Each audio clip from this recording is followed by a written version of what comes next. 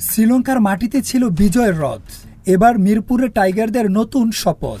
আত্মবিশ্বাসের আগুনে পাকিস্তানকে দগ্ধ করার স্বপ্ন টাইগারদের চোখে মুখে। লক্ষ্য এবার আরেকটি জয়ের। শ্রীলঙ্কার সফরে দুর্দান্ত পারফরমেন্সের পর ঘরের মাঠে ফিরেছে বাংলাদেশ দল। টেস্ট, ওয়ানডে ও টি-20 তিন ফরম্যাটে দারুণ সাফল্য পেয়ে সেই আত্মবিশ্বাস নিয়ে এবার শুরু হচ্ছে নতুন চ্যালেঞ্জ। পাকিস্তানের বিপক্ষে 3 ম্যাচের টি-20 সিরিজ। আজ মিরপুর মাঠে গড়াবে প্রথম ম্যাচ। পাকিস্তান বরাবরই টি-20 ফরম্যাটে আগ্রাসী ক্রিকেট খেলে থাকে। সেই ধারায় এবারও ব্যাট বলের ঝড় তুলতে চায় তারা।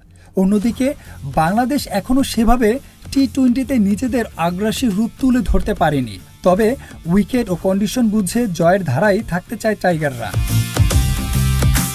সিরিজ শুরুর আগে সংবাদ সম্মেলনে বাংলাদেশ অধিনায়ক লিটন দাস বলেন, শ্রীলঙ্কায় যা হয়েছে সেটা অতীত। পাকিস্তান ভালো দল, তাদের অনেকেই বিপিএল এ খেলে, এখনকার কন্ডিশন জানে। আমাদেরও প্রস্তুতি ভালো, সিরিজ জেতাই আমাদের লক্ষ্য।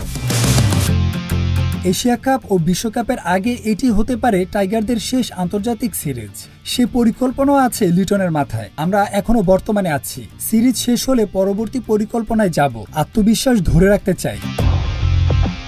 ঘরের মাঠে কি পারবে টাইগাররা পাকিস্তানকে রুখে দিতে? উত্তরের অপেক্ষায় এখন পুরো দেশ। Mahdi Hasan, news flash 71।